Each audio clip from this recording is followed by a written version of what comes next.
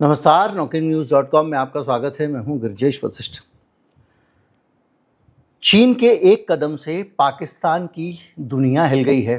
पाकिस्तान परेशान हो गया है। कदम क्या है? कदम बहुत पक्का भी नहीं हुआ है, कोई समझौते का ऐलान नहीं हुआ है, कुछ स्पष्ट नहीं हुआ है, लेकिन ये पता चला है कि प्रक्रिया शुरू हो गई है। और ये प्रक्रिया अगर कामयाब हो जाती है और इस दिशा में चीन अगर कदम बढ़ा देता है तो पाकिस्तान के लिए सरवाइव करना भी एक मुश्किल काम हो जाएगा। पाकिस्तान के दो टुकड़े भी हो सकते हैं और पाकिस्तान बहुत कमज़ोर हालत में पहुंच सकता है। चीन का कदम क्या है? चीन का कदम बहुत सीधा है।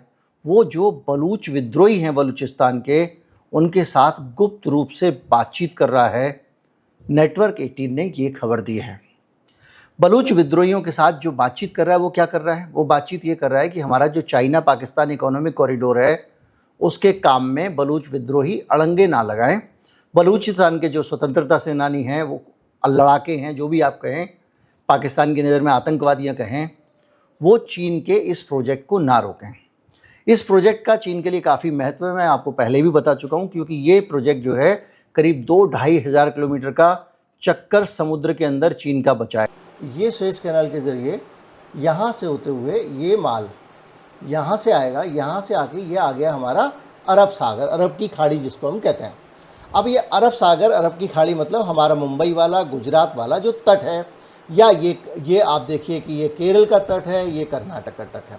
तो यहाँ से जब माल आया, अब ये माल मान लीजिए चीन जाना है इसको, तो इसके चीन जाने का मतलब ये है कि ये माल पूरा का पूरा इस तरह से पूरा यहाँ से घूम के ऐसे जाएगा और यहाँ से होता हुआ ये इस तरह से चाइना पहुँचेगा। तो अगर यूरोप से चीन का माल आता है या चीन से माल जाता है, तो उसके पास में जो रास्ता है वो ये है कि इस रूट से ही वो समुद्र से जा सकता है। अब क्या किया इसने? पाकिस्तान के साथ में एक डील की और पाकिस्तान ने उसमें खेल किया। खेल क्या किया कि ये सामान जो यहाँ आ रहा है, इस सामान को ये जो पाकिस्तान है, ये देख रहे हैं, यहाँ से चाइना ले जाने का इंतज़ाम किया।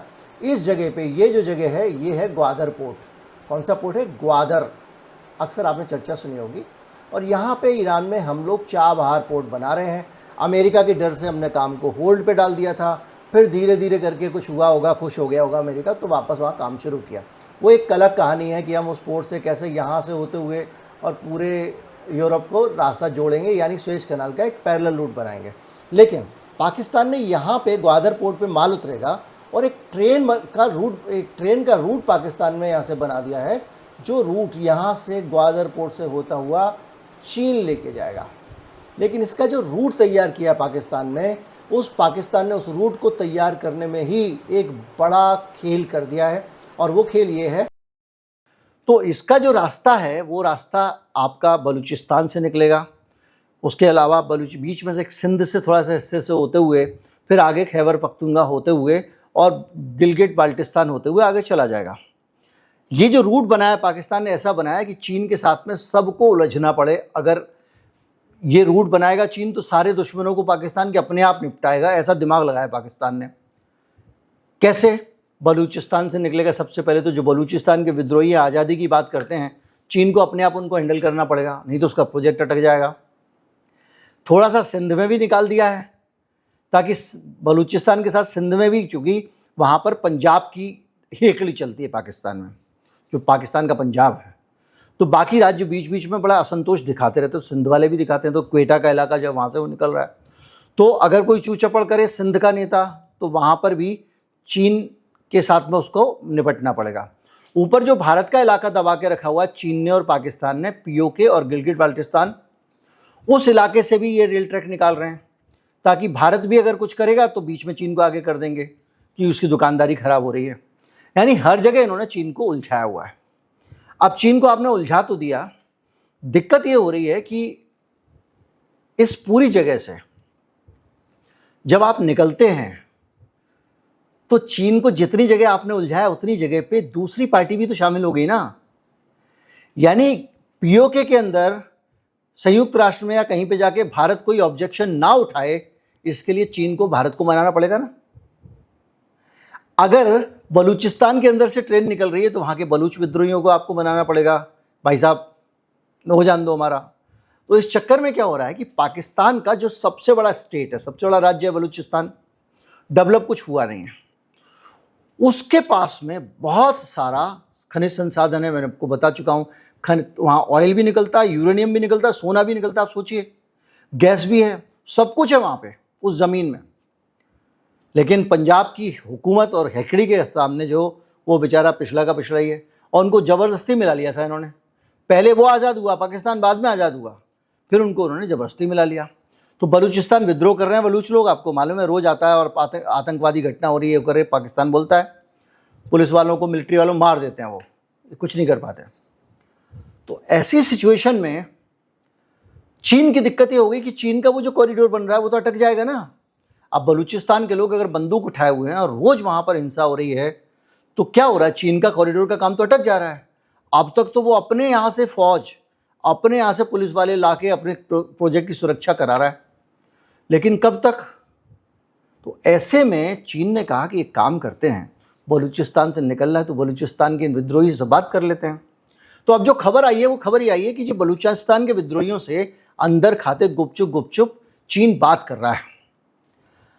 बात करने का मतलब यह है कि बलूचिस्तान के जो लोग हैं, जो वहाँ के विद्रोही हैं, वो ऐसा तो है नहीं कि बातचीत, अरे चीन भाई कैसी बात करो, निकाल लो प्रोजेक्ट, कोई बात नहीं, ऐसा तो होगा नहीं। उनकी अपनी शर्तें होंगी, और जाहिर बात है उनकी सबसे बड़ा उनका एजेंडा क्या है, आज़ादी। तो बलूचिस्तान की आज़ादी में तो चीन कुछ नहीं कर पाएगा, लेकिन एक अंडरस्टैंडिंग तो बन ही सकती है कि हम आपको कुचलने में भागीदार नहीं बनेंगे। यानी पाकिस्तान आपकी, अगर जब आप युद्ध लड़ रहे होगे तो हम आपके भागीदार नहीं बनेंगे, क्योंकि आप हमको कोऑपरेट कर रहे हो, और बाद में अगर आपका आज़ाद देश भी हो गया तब भी हमारा कॉरिडोर सुरक्षित रहेगा, क्योंकि हमारी आपके साथ भी डील है, तो भविष्य भी पक्का हो गया। तो इस तरह से ये मान के चला जा रहा है कि चीन जो है वो उनके साथ में सेटिंग कर रहा है। अब दिक्कत और भी है, ये जो पूरा बन रहा है कॉरिडोर, इसका 91% रेवेन्यू, चूंकि पैसा लगा रहा है कौन, चीन लगा रहा है, तो वो पूरा 91% रेवेन्यू खुद रखेगा अपने पास। और कितना पैसा है अगर आप जानेंगे तो चौंक जाएंगे, करीब 62 अरब डॉलर लग रहे हैं इस प्रोजेक्ट में। अच्छा, ये प्रोजेक्ट आने से पाकिस्तान की भी किस्मत बदल जानी, क्योंकि चीन का जो ज़्यादातर निर्यात है, जापान को तो है नहीं, कोरिया को तो है नहीं उतना, किधर है, इधर ही है नीचे की तरफ, ईरान जाएगा, पूरा यूरोप जाएगा, अफ्रीका जाएगा। तो जो सारा माल जाना है वो तो उधर से ही निकलेगा, क्योंकि ये शॉर्टकट पड़ेगा। तो वहाँ से निकलने का मतलब ये है कि पाकिस्तान में बहुत सारी चीज़ें डेवलप होंगी, जैसे वहाँ पर वो बिजली घर लगाने वाले हैं, जैसे वहाँ पर वो SEZ बनाने वाले हैं, स्पेशल इकोनॉमिक जोन बनाने वाले हैं। लॉजिस्टिक्स का काम भी बहुत बढ़ जाएगा, क्योंकि जब यहाँ पर कॉरिडोर बनेगा तो कई जगह ट्रेन रुकेंगी भी, चीन से पाकिस्तान आने वाला माल रुकेगा, पाकिस्तान से चढ़ने वाला माल, तो कुल मिला के आर्थिक गतिविधियाँ बढ़ जाएंगी। तो चीन में बहुत सारे पैसे आने वाले हैं चीन के इस प्रोजेक्ट से पाकिस्तान में। तो पाकिस्तान खुशी खुशी इस प्रोजेक्ट को दे रहा था। अब बलूचिस्तान के आने के बाद में अगर बलूचिस्तान वाले इस प्रोजेक्ट को आराम से हो जाने देते हैं, उनको भी कुछ चाहिए होगा। तो बलूचिस्तान को आज़ाद होने के लिए जो विकास चाहिए, अभी उनके पास में, उनके इलाके में विकास नहीं, वो कमज़ोर पड़ जाते हैं। तो चीन के इस प्रोजेक्ट के आने से और चीन से उनकी अंडरस्टैंडिंग बनने से बहुत सारे संसाधन आएंगे। तो पाकिस्तान के से आज़ादी का ऐलान जो उन्होंने किया है, अगर वो अपनी आज़ादी सुनिश्चित करना चाहते हैं तो इसमें उनको बड़ी राहत मिल जाएगी, क्योंकि चीन तो पाकिस्तान पर ही निर्भर है, और चीन कहता भैया हम कुछ नहीं जानते, हमारा प्रोजेक्ट डिस्टर्ब नहीं होना चाहिए। तो पाकिस्तान उनको कुचलने के काम को ज़्यादा नहीं कर सकता, क्योंकि वो कुचलेंगे, वो कहेगा भैया प्रोजेक्ट देख लो, आपका प्रोजेक्ट डिस्टर्ब हो रहा है या हमें कुचल रहे हैं, तो चीन पाकिस्तान को रोक देगा। तो ये जो चीज़ें हैं, ये बहुत सारी चीज़ें मिलके एक ऐसा इक्वेशन बन गया उस इलाके में कि पाकिस्तान फंस गया है। और आगे खैबर पख्तूनवा भी जो है ना, वो भी बहुत खुश नहीं है पाकिस्तान के निज़ाम से, सिंध वाले भी खुश नहीं हैं, और वहाँ आगे POK का तो आपको पता ही है, वो तो भारत का ही है। तो ये पूरा है तो डिस्टर्ब्ड एरिया, लेकिन बलूचिस्तान के साथ में अगर इनका कोई समझौता होता है तो इसका इम्पैक्ट आगे आगे भी पड़ेगा। खैबर पख्तूनवा वालों का भी मुंह खुल जाएगा, हमको कुछ दे दो। तो इस पूरी सिचुएशन में पाकिस्तान तो बढ़ जाएगा, बलूचिस्तान के लोग तो आज़ादी के लिए लड़ रहे हैं, वो तो पहले से आज़ाद हुए थे। तो वो पूरा का पूरा इम्पैक्ट इस प्रोजेक्ट का जो होने वाला है इस इलाके में बहुत खतरनाक होने वाला है।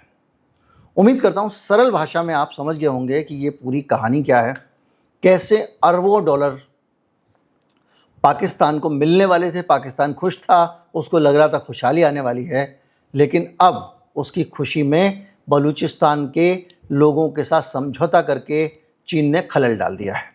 नमस्कार, जय हिंद।